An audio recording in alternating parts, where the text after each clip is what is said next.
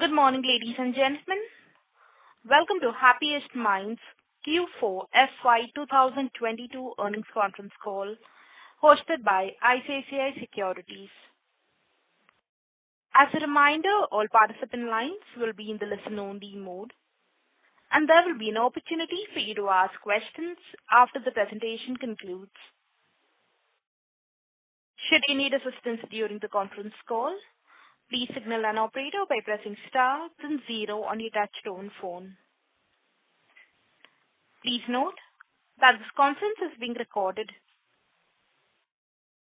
I now hand the conference over to Mr. Aniket Pandey from ICICI Securities. Thank you, and over to you, sir.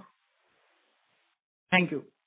Good morning, ladies and gentlemen. Thank you for joining us today for Q4FY22 earnings calls of Happiest Mind Technology Limited. On behalf of ICICI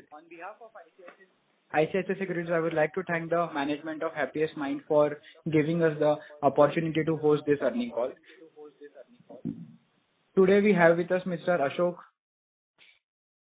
Soota, Executive Chairman, Mr. Joseph Anantharaju, Executive Vice Chairman and CEO Product Engineering Services, Mr.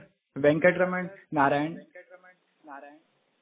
Managing Director and Chief Financial Officer, Mr. Rajiv Shah, President and CEO Digital Business Services, Mr. Ram Mohan, President and CEO Infrastructure Management and Security Services, Mr. Aurobindo Nanda, President Operations and Deputy CEO PES, Mr. Sridhar Mantha, Chief Technology Officer, Mr. Sunil Gujjar, Head of Investor Relations, and Mr. Praveen Darshankar, Company Secretary and Head of Legal. I will hand over the call to Sunil for safe harbor statement and take the proceedings forward. Thank you, and over to you, Sunil. Thank you, Aniket. A very good morning to all. Welcome to this conference call to discuss the financial results for the fourth quarter and year ended March 31st, 2022. We trust all of you are keeping well and staying safe. I am Sunil, Head of Investor Relations. We regret the slight delay in start of this call. We apologize for that. Now, Ashok will begin the call by sharing his perspectives on the business environment and our results. Venkat and Joseph will speak about our financial performance and operational highlights, after which we will have the floor open for Q&A. Before I hand over, let me begin with the safe harbor statement. During the call, we could make forward-looking statements. These statements are considering the environment we see as of today and carry a risk in terms of uncertainty, because of which the actual results could be different. We do not undertake to update those statements periodically. Now, let me pass it on to Ashok. Thank you, Sunil. A very good morning and welcome to all. We at Happiest Minds are extremely pleased to talk to you once again and share with you what has been an excellent year for Happiest Minds. For the FY22 growth of 40.9% in constant currency, we have delivered industry-leading growth with a superior margin profile. Clearly, the results are a validation of our strong positioning as a born digital, born agile company, delivering effective outcomes for our customers. The growth has been broad-based with all our business units, operating geos, and centers of excellence delivering outstanding performance. While Venkat and Joseph will walk you through the details of the results, I want to share some significant milestones. We completed a decade of our existence as a company in August 2021, and for the first time, we have articulated a 10-year vision to prepare Happiest Minds for the changes which lie ahead. Some of the features of the vision include designing Happiest Minds for perpetuity. This includes our approach for succession planning through continuous renewal of the executive board, which is functioning very effectively as the CEO of the company. The mechanism through which perpetuity will be achieved is covered by legal agreements which will ensure continuity. We aspire to achieve revenues of $1 billion in 10 years with industry-leading profitability and capital return ratios. We also aspire to be in the top 3 of comparable companies on the index of EBITDA and growth through the whole decade.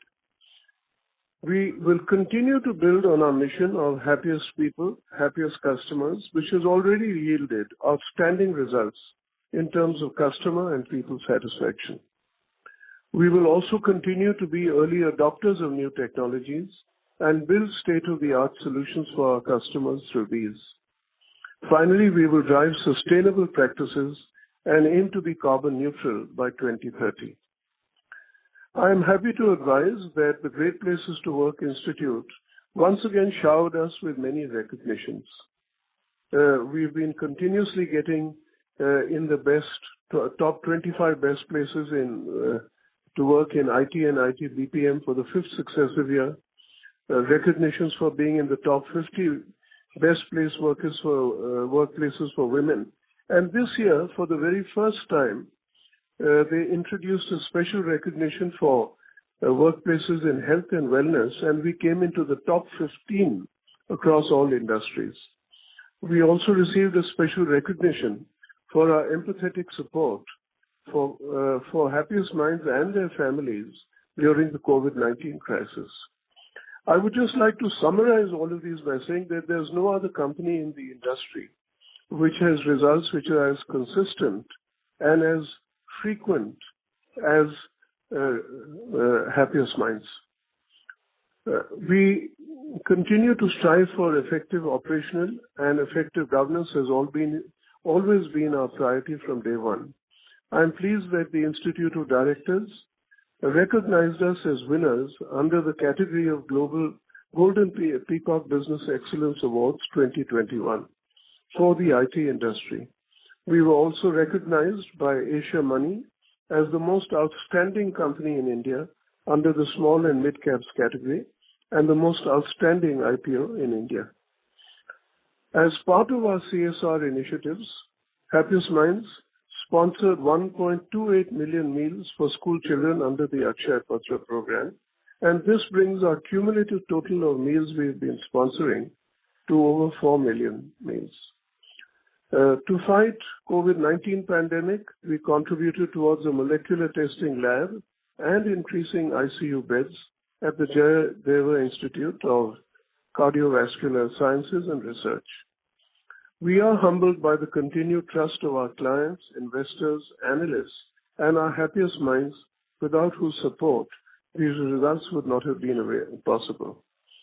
As we look at this new fiscal and beyond, we continue to see good growth momentum with demand for our services remaining buoyant. To address the robust demand, we are expanding our delivery capabilities more ambitiously than we've ever done before. This includes creation of new capacity at our existing centers in Bangalore, Pune, and Noida. We will also establish a new delivery center in Bhubaneswar, which we expect will be operational by October 2022. With this, let me pass it over to Venkat. Thank you, Ashok. Good morning to everybody. I would just request everybody on the panel to mute their phones if possible so that we can avoid the risk of any echo. Good morning, and I trust all of you are safe and well. We had an excellent year in the quarter from a financial and business standpoint. Happy to say that we have shown industry-leading growth, and on almost all financial and related parameters, we are in the top of the pack with comparable IT service companies. The next few minutes, I'll give you highlights of our results for the quarter, followed by our performance for the year. For the quarter ended March 2022, operating revenues in dollar terms was $39.8 million, a sequential growth of 5.5% and a year-over-year growth of 32%. In rupee terms, our total income was 310 crores, which is a sequential growth of 6.2% and a year-over-year growth of 38.8%. So 39% is what I would like to call it out as. Our EBITDA for the quarter was 82 crores and 26.3% of the revenues, compared to 77 crores and a similar 26.3% in the previous quarter. EBITDA growth, a number that I would ideally like to focus on was at a healthy 6.1%, shows that the expanding revenues is contributing to our expanding profits. And this number is something that we should track going forward. Our PBT for the quarter was 70 crores versus 65 crores in the previous quarter, showing a growth again of 6.8%.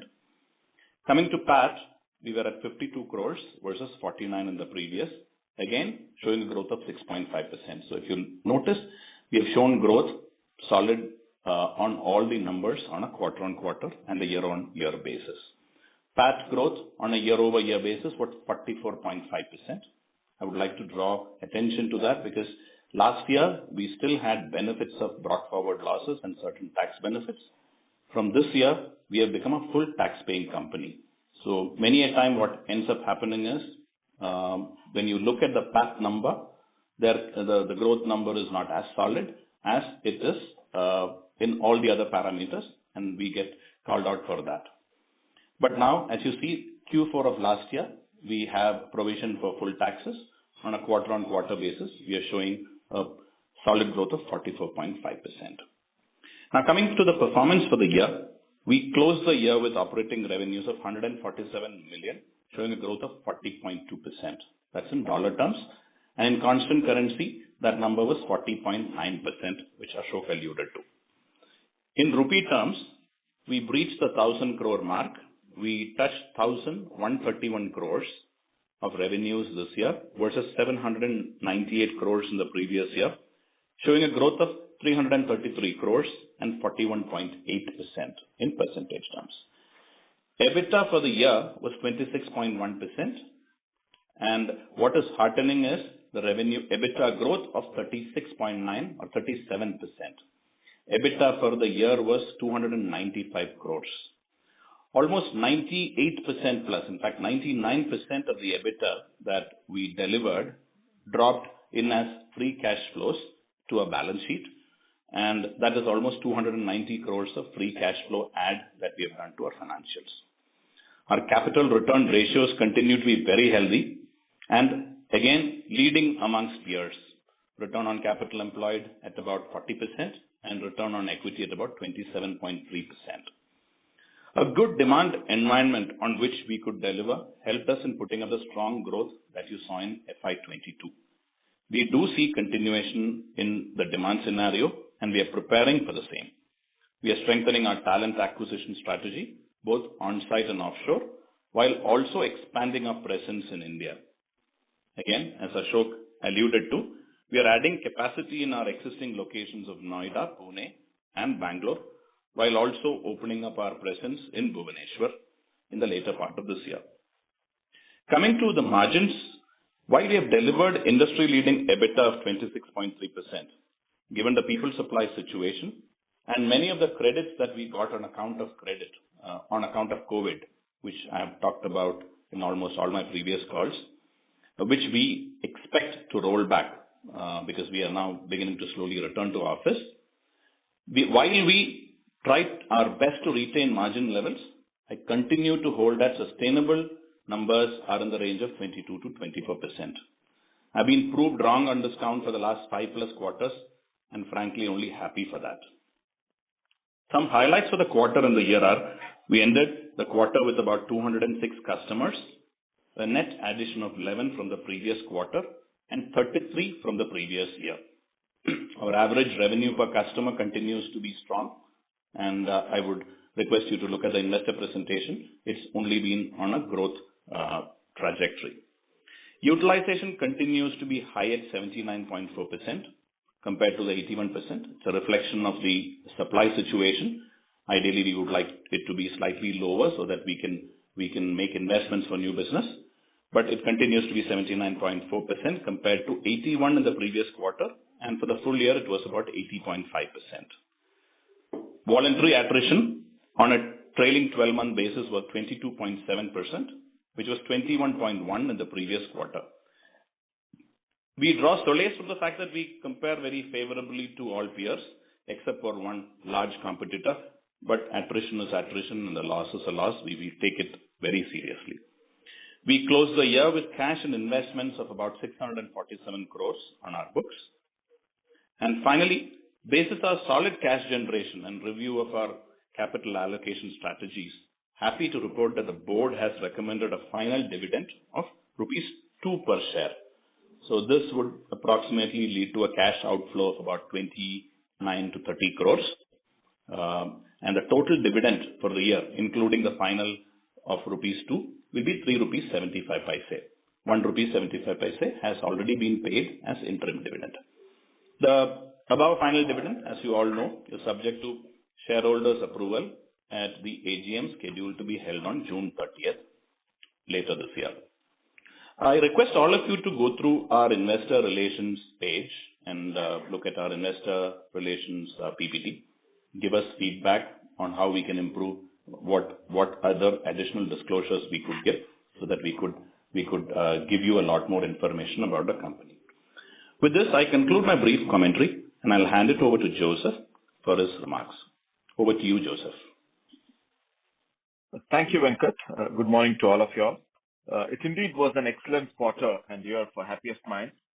Guided by a mission of happiest people, happiest customers, we have nurtured an open culture, putting our people front and center of everything we do and focusing on their learning and development.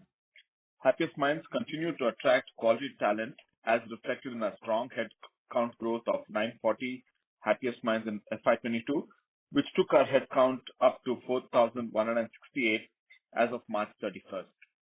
Our clients trust us for the significant value and digital depth we bring to the table, which is reflected in a strong new customer addition of 33 logos during the year and a quarter-on-quarter increase in the average revenue per customer, which Venkat referred to. It grew by 22% over FY21 to US dollars of $774,000. The success of a land and expand strategy resulted in an increased count of large customers. We have increased our $5 to $10 million clients by 1 to a total of 4. $3 to $4 million clients increased by 2 to a total count of 8, and $1 to $3 million clients increased by a sizable number of clients to a total count of 25. During the quarter, some of the key wins that we were able to get, there are quite a few, and I thought I'll mention a few out here. A leading US supply chain company chose us to be their digital partner for their product development work. In another instance, we were the preferred partners for data center automation for a Fortune 100 American multinational technology conglomerate. And in the Nordics region, a leading player in the digital housing services space chose Happiest Minds as their partner for building a cloud-native customer journey platform. As can be inferred from these wins, it reflects our ability to shape the digital journey of our clients and add value to their strategic initiatives. A strong brand recall of Born Digital, Born Agile, sound account management practices, delivery excellence, and thought leadership is helping us to make inroads into new customers and increase wallet share amongst existing ones.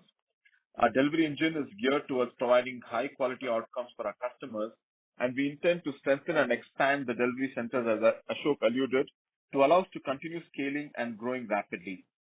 Enterprises across industries continue to strengthen their digital capital, increasing their investments in cloud-native applications, analytics AI, Industry 4.0, IoT low-code, no-code applications, which we feel will continue to fuel demand and provide Happiest Minds with multiple avenues for growth.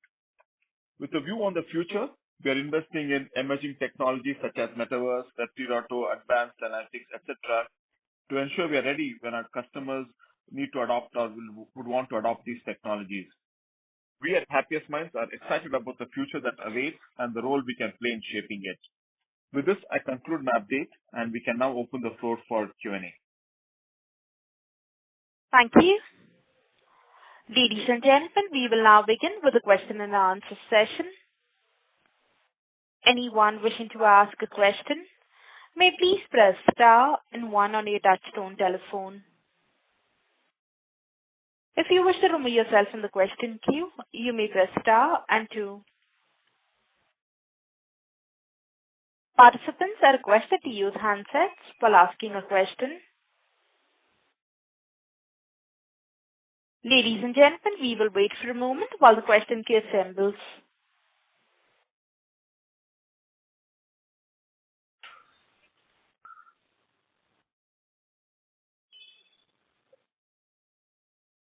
The first question is on the line of Ashish Rachmale from BOI. Please go ahead.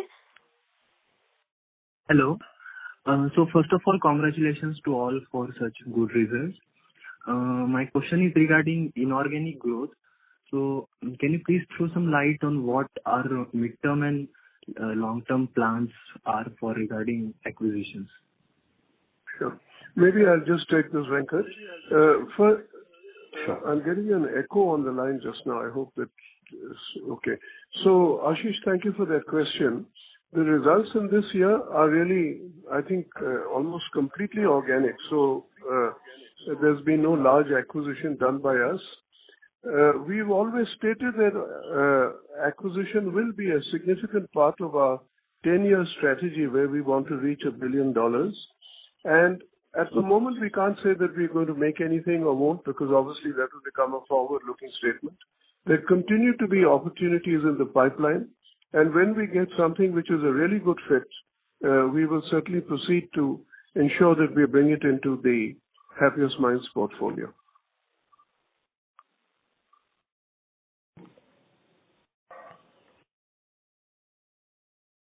Mr. Ashish, are you done with your question? Yes, thank you, Mr. Ashish. Thank you. We'll move on to the next question. That is on the line of Vimal G from Union AMC. Please go ahead. Yeah, thank you for the opportunity and congratulations to Team Happiest Minds for splendid 2022. So my first question was just a data point. Could you just highlight what were the subcontracting costs as a percentage of sales this quarter? Venkat?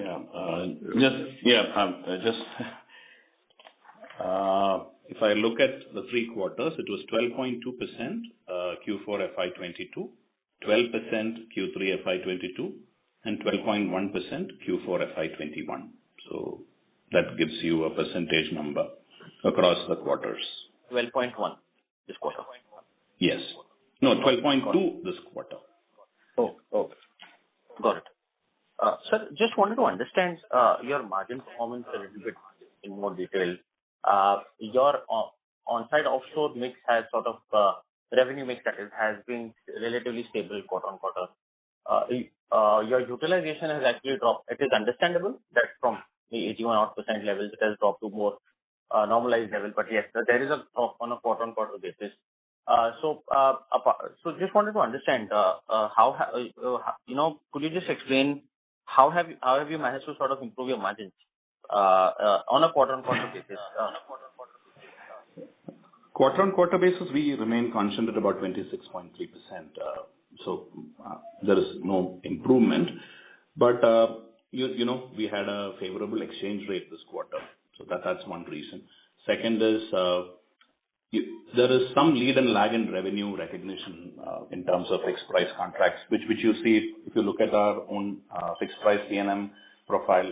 We are slowly increasing the fixed price profile. So to that extent, there is some bit of revenue recognition that's happening. There has been rate increase that we have been able to get in conjunction in discussion with our customers. Like I've said, I'm not saying that we are in an elastic business that we can keep going asking for rates, but what's happening is we are in constant discussion with our new customers. 85% of our business is existing business, but 15% is new business. So new business is coming at new rates. Existing customers are in discussion with us for increase in rates. These are the various factors which have percent holding margins. There is also our automation percentage of business, which is... Sorry to interrupt, sir. Your voice is breaking up. Can you hear me now? Sir, a little better. Hello. Please proceed. Yeah. So automation as a all part of our revenue act is increasing. Contribution from our COEs, which is now the 4 COEs, security, IoT, automation, and analytics. These are also increasing substantially. We have crossed 52% of our total business is coming from these four COEs. And as is typical of this business, your rates and your recovery is higher in this rather than the generic services. So to that extent, rates are getting better. So there are a lot of moving parts to this margin improvement. And on the cost side, yes, there has been cost pressures of people supply, which is for everybody to see. So if you take all the puts and takes, we were fortunate to maintain it at 26.3%, which is why I also in my talking while I gave you a highlight of the results said that sustainable margins could be in the range of 22 to 24%.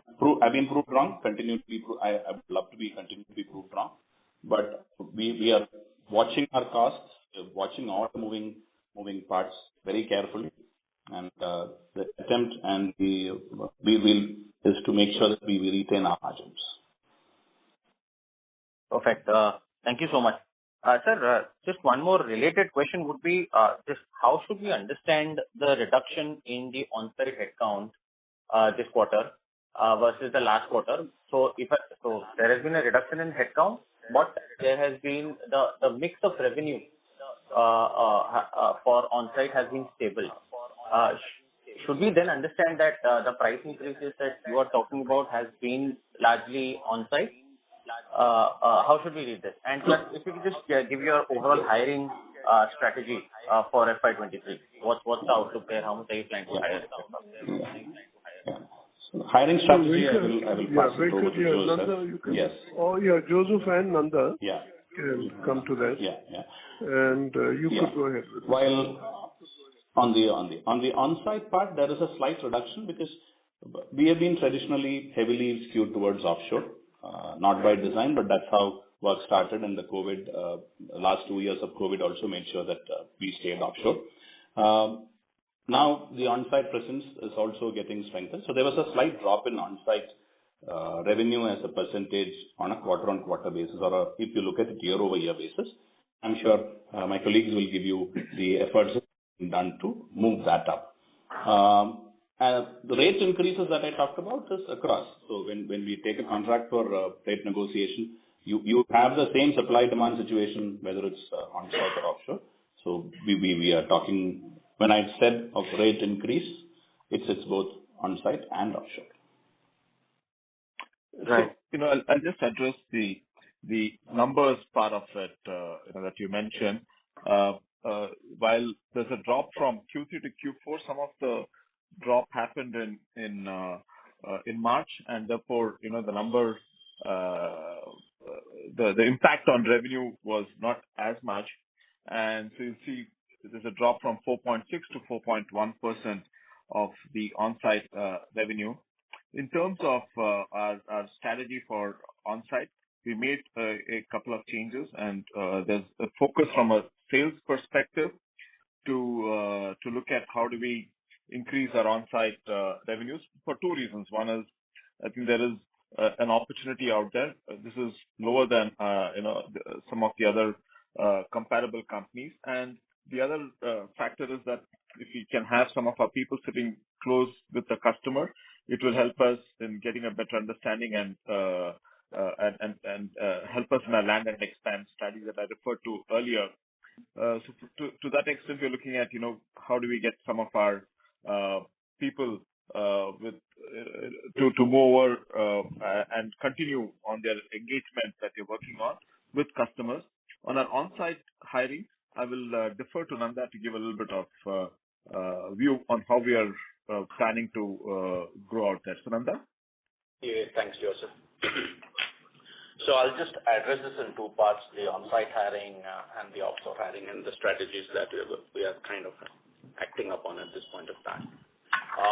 On the on-site, there are two ways we are looking at it. One is to hire a lot more people locally, with the situation improving also on the traveling side and traveling opening up. We'll also see a movement from people from India to US also. So together with these two approaches, we'll be able to fulfill almost all our US needs, US and other geographies needs also. And coming to India, we have gone ahead this year to campuses and offered close to 500 people from the campuses, and we'll be bringing them on board this year. And we will see that that is going to fulfill quite a lot of our attrition and other needs at this point of time. Along with that, we'll also continue our approach that we have been following all these many years, that is hiring off-campus people, going to finishing schools and hiring. So that will fulfill quite a large number of our fresher hiring that will be taken care of. Lateral hiring will continue to happen the way it has been happening all these many years. Perfect. Perfect. Addresses the question. Yeah, absolutely. Sir, one question for Mr. Suta. Sir, you spoke about, improving your delivery capability, adding more delivery capability, over the longer run. At this point in time, how would you compare yourself in terms of delivery, especially versus some of your high growth comparable peers internationally, like EPAM and Globant? Where do you think Happiest Minds needs to sort of add more muscle, and where do you think Happiest Minds is actually ahead of them? Sure. I think one basic thing is that, we've been largely in terms of offshore delivery, been focused in Bangalore. Very large proportion is in Bangalore. And as we go ahead, and I think the pandemic has shown this, that people do want to be closer to their homes, which is why you suddenly see that we are going to get into Bhubaneswar. I'm not sure that we could compare this with the EPAM and other situation. Clearly, the one other plus for us vis-a-vis those entities is that we are not affected at all by the whole issue of this war against Ukraine, and which has impacted them very severely. We will probably see the results in the next quarter, which comes a little later, and that impact. I've got a plane going overhead, so if you're hearing it, I'll just give it a pause and continue. No, sir, your voice is pretty clear. Not a problem. Yeah, it's gradually disappearing. So what you will see is that we will expand within India. I would imagine we'll probably add another second major location in another year or two. And we are really favorably placed with respect to the East European and the other companies that we talked about. Sir, point taken. My question was more towards, service capabilities. Where are you looking to add more muscle in terms of analytics or IoT, or maybe once the cloud migration, wave is over, how do you sort of capitalize on the, on opportunities after the cloud migration sort of is over for the industry? Sure. Yeah. So, we have a basic philosophy that we'll be amongst the earliest entrants in any new technology which comes in, because the technologies lead to the solutions, and that's inevitable and happens all the time. Joseph actually alluded to all of that when he gave this response. So we are already, for example, investing in and getting customers for low-code, no-code applications. We are very much into getting our first set of customers on Metaverse. We've got work going on in the area of virtual and augmented reality. So these are areas which are going to drive future growth because they lead into new solutions and opportunities for our customers. And in line with our philosophy, we will continue to do those. That doesn't mean that we don't equally focus on all the others, but all the technologies you mentioned are very much a part of our story of being 100% digital. So whether it's IoT or artificial intelligence, these are the ones which are the core of, and they form what Venkat said is our centers of excellence, focusing on the new areas, the COEs, which have already become, this time for the first time, they've crossed over 50% of our sales. So in summary, focus on new areas, focus on the COEs, and there I would say we are as well placed as anybody else in the industry.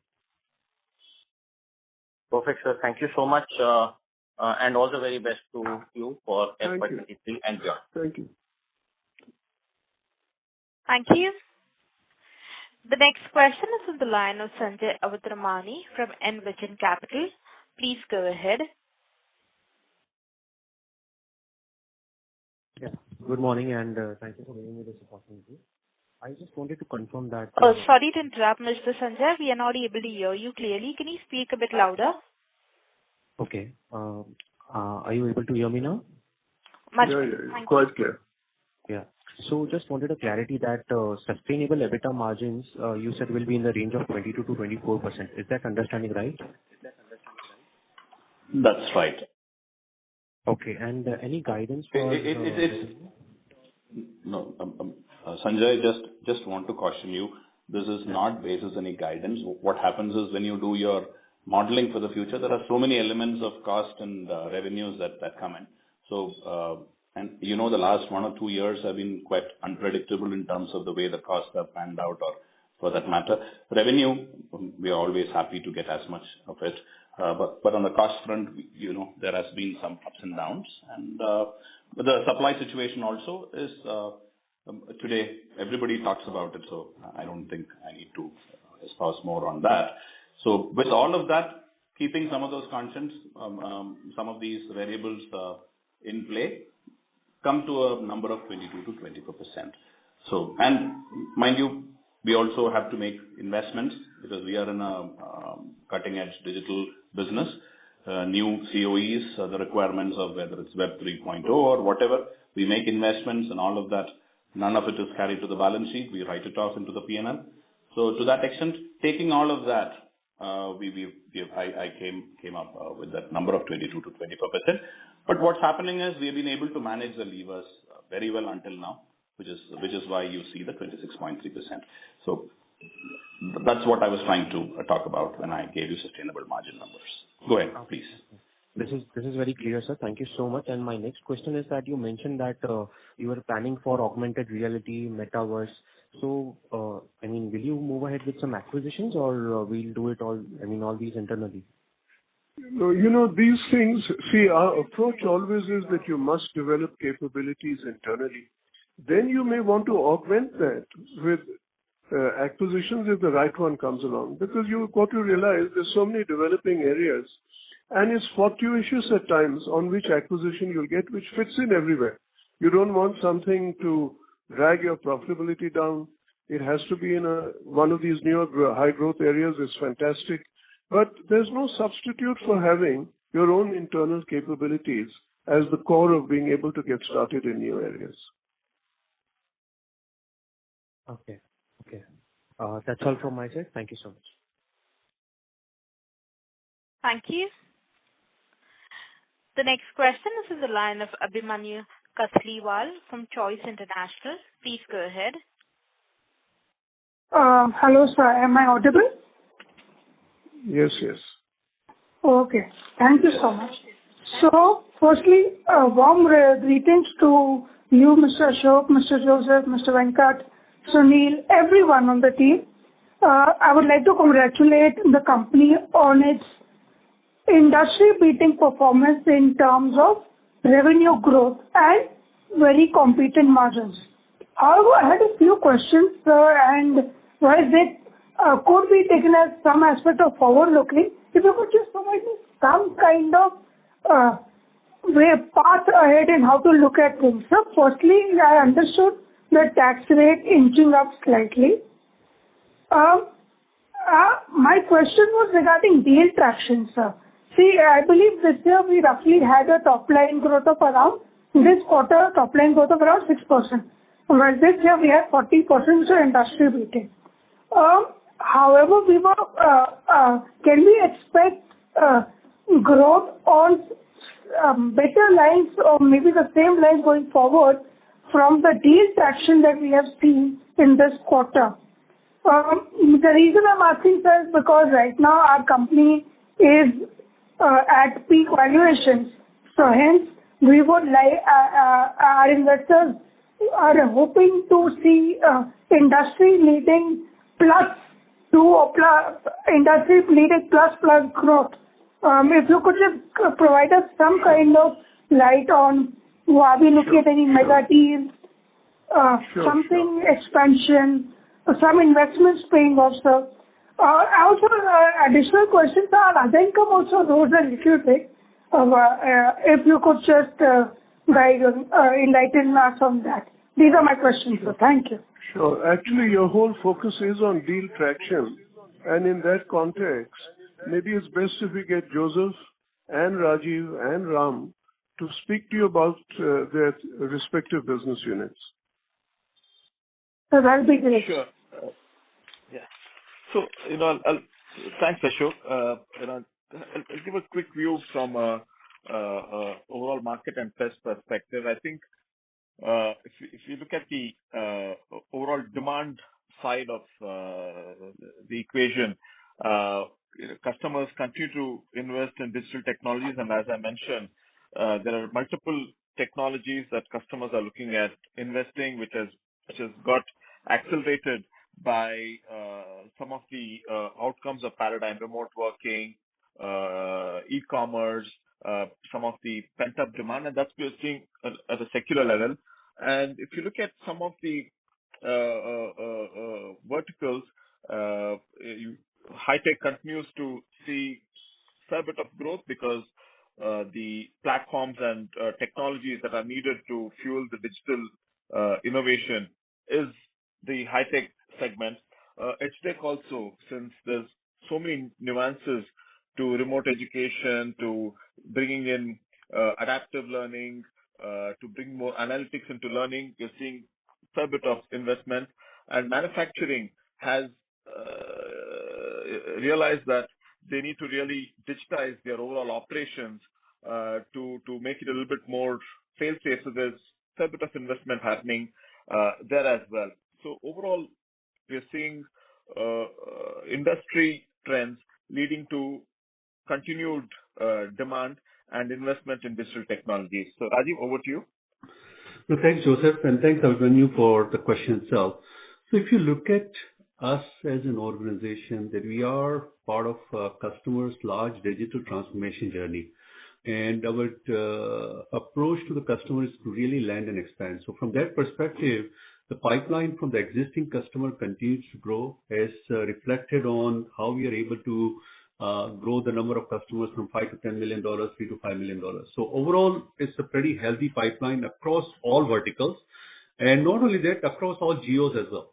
So all geographical, Europe, Middle East, Asia to US, we continue to see growth in all the geographies as well.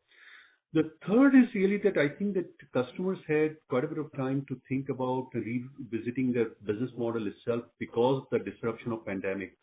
And that has also driven quite a bit of rethinking about their digital investments and expediting their approach to the market as well.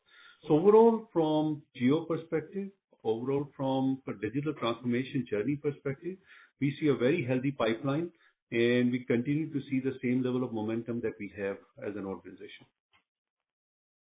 On the infrastructure and security services, just like the way the other two business units, this also continues to grow. And we have seen a significant increase in our growth as well. And if you really look at it, we have grown 46% in the infra and the security area from last year to this year. And from the security COE perspective, we have increased our share within the organization revenue from 8.7 to 12%. So that shows how significantly the security services have grown. Obviously, when the organizations enter into digital space, the need for security holistically increases, as well as the need to move to cloud environment using multi-cloud environment and hybrid cloud environment also increases. That's the reason why we are seeing the increased demand both in the infra side as well as the security side. Apart from this, the automation side also there is a significant increase because now organizations are looking in terms of improving the productivity, efficiency, and also reducing the human error. And that's the reason, as you see, the automation part of it has also grown significantly. Overall, as an organization, we have 25.4% coming from the automation revenue. So holistically, we are seeing growth in all the BUs, all the geos, and all the verticals. And we believe that, it will continue. Hi, Abhimanyu. I think you had two more questions, which was on Yes, one was sir. on tax and the other was other income, right? So I Yes, thought I'd sir. just cover those two. Yeah. On the tax front, like I said, the early days we had losses, business losses, so we were carrying it forward till we could set it off against profits. All of the set off of depreciation brought forward losses finished in the last year. So which is why there is the average ATR, as we call it, is lower last year compared to the current year. You can see it is about 3% of our the tax of revenues. Coming to this year, we are now in a straightforward, simple tax era in India. Most of the tax, almost 99% of the tax that we pay is in India, and that's now at the full rate of 25.5%, and which is why you see the increase in tax rate. So that there is no other benefit or nothing that we are not taking. The second thing is on other income. Here, we have disclosed this in the past calls as well. Our EBITDA is including other income. We believe that when we are looking at capital allocation and utilization of capital, we have to look at the entire capital availability holistically. You cannot keep that out because that's part of your business income. You allocate it to buying a real asset or you put it into new technology, and you have to evaluate it from basis the IRR that the other income generates versus the business generates. So if you look at it, my other income is at about 5 or 6% compared to the ROE and ROCE of 30 and 27% that I talked about. So in my own interest and in all our own interest, we should make sure that this is deployed into business. But at the same time, while it is not, we are not keeping it idle as well. Okay, sir. Thank you. That was very helpful. So one last follow-up question. Actually, two. One is for the digital business.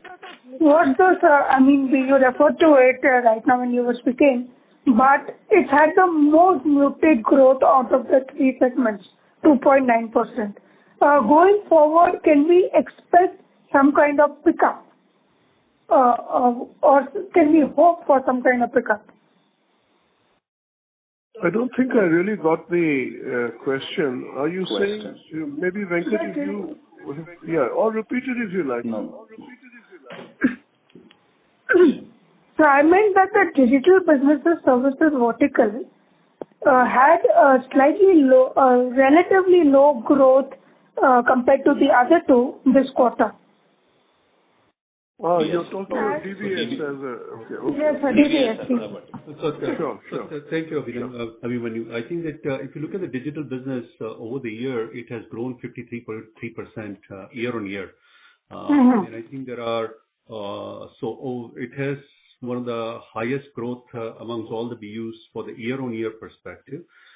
We did have certain of a seasonality as well as some of the digital transformation projects getting over and redefining, getting done in the last quarter. So I think you'll see that momentum once we have reinitiated the discussions on the next level of journey. You will see that picking up as well. But overall, digital business services has 53% growth year on year. Okay. So thank you so much. This has been very enlightening. Thank you all. Thank you. Thank you. The next question is from the line of Dipesh Mehta from MK Global. Please go ahead.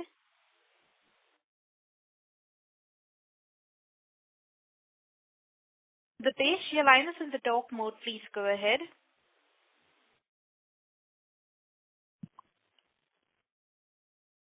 Dipesh Mehta, your line is in the talk mode. Please go ahead. As there's no response from the current participant, we'll move on to the next. That is on the line of Devendra from Invest Yadnya.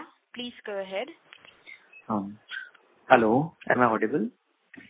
Yeah. Yes. Thank you. Yes. Thank you for providing the opportunity to ask the question, and congratulations on a very good set of numbers.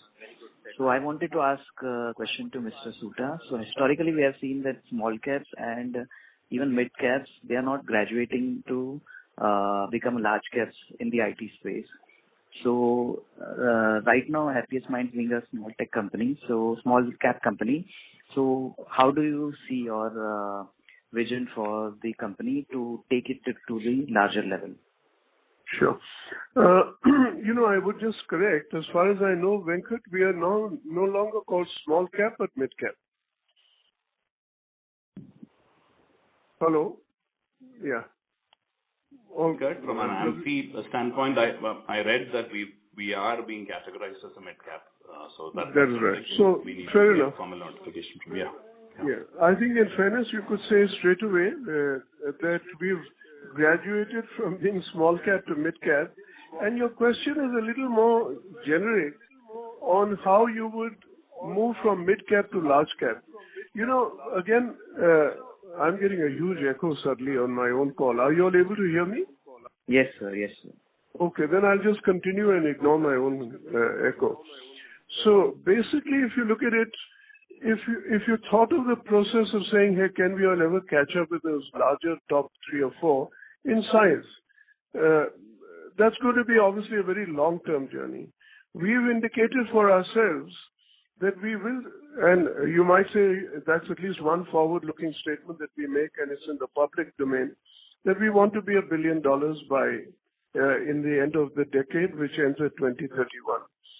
So, and assuming it continues at, which is again our target, at industry-leading profitability, you can visualize where we would be. Now, whether that classifies as being large cap really depends on how the definition of large cap would continue to move. It will certainly make it very attractive. And yet, at the same time, there's a big journey ahead if you compare with the giants who've been working in the market for 50 years.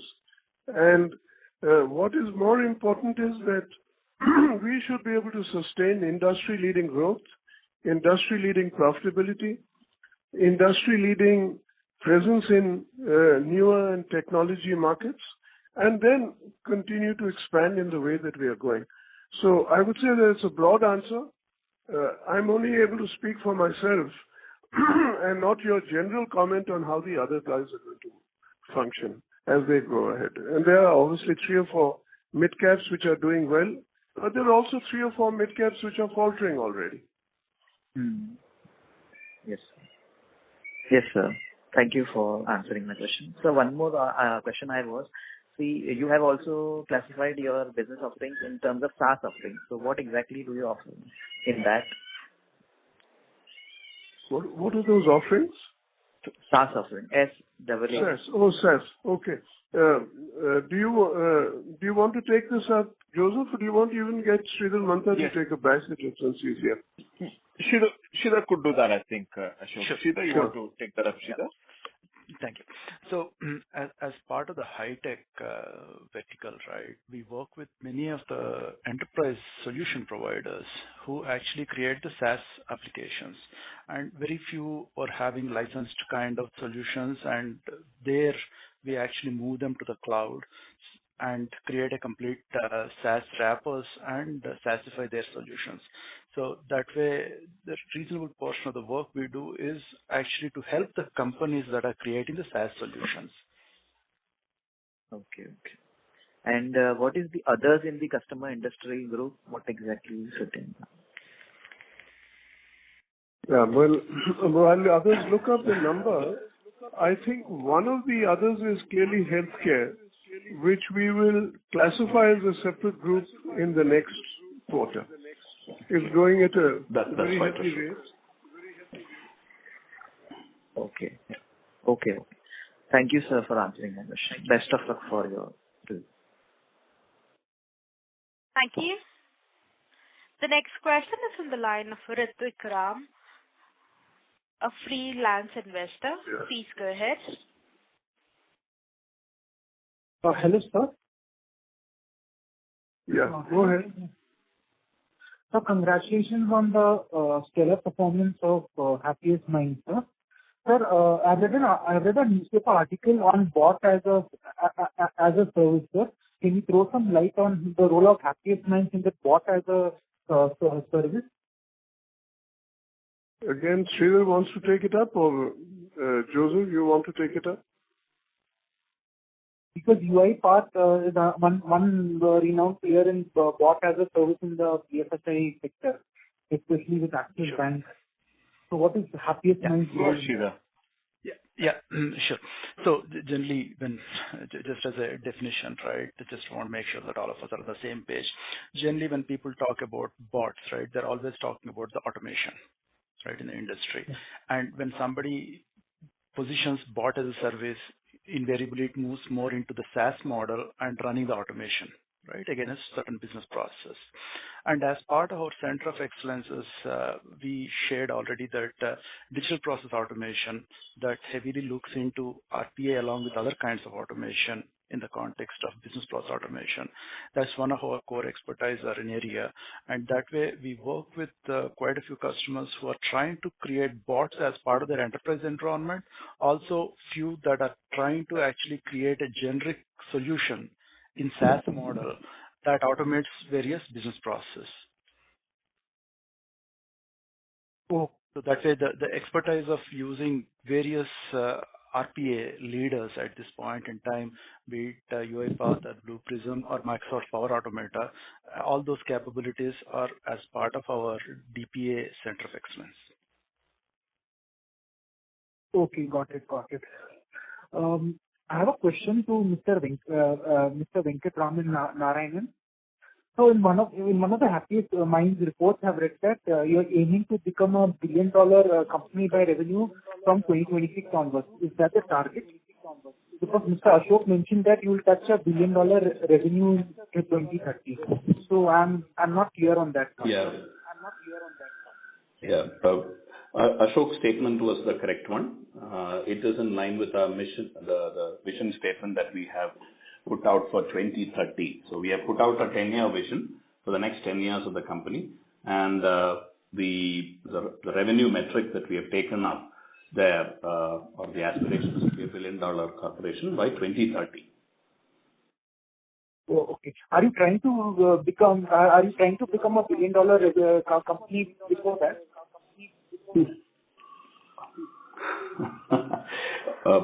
We can't make any statement other than what is written and put out in the public domain. That's right. Oh, okay. Because because now the software industry is catching at huge speed with emphasis and Mindtree hitting new platforms of growth. So that's right. Sure. So I have no other questions, and I'm very happy with the response.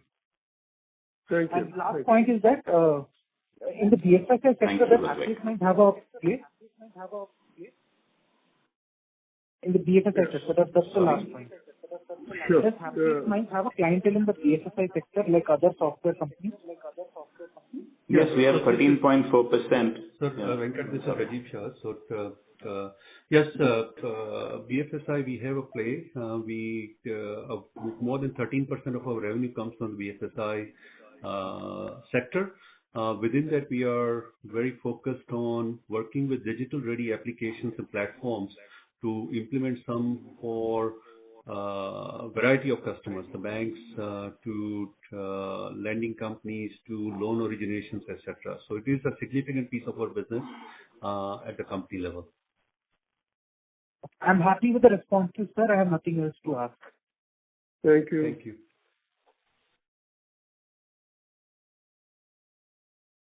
Thank you. Ladies and gentlemen, that was the last question. I now hand the conference over to Mr. Sunil Gujjar for his closing comments. Thank you all for joining us today. We thank ICICI Securities for hosting this call on our behalf. We look forward to interacting with you. You can reach out to us on ir@happiestminds.com. Stay safe and bye. Thank you. Ladies and gentlemen, on behalf of ICICI Securities, that concludes this conference call.